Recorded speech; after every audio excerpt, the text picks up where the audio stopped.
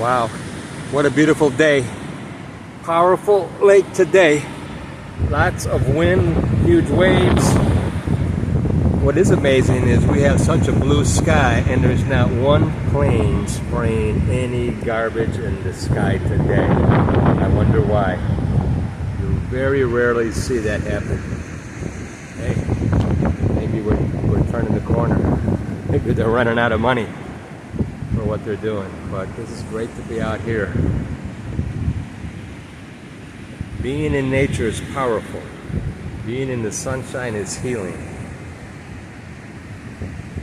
Being in the water is awesome also. Not on a day like this. It's Chicago and on the horizon. And as we say at Knockout Charters, Chicago is best experienced east of Lakeshore Drive. I'm very far east and south of Lakeshore Drive today. Happy to be so. I'm out for now, Captain Sam.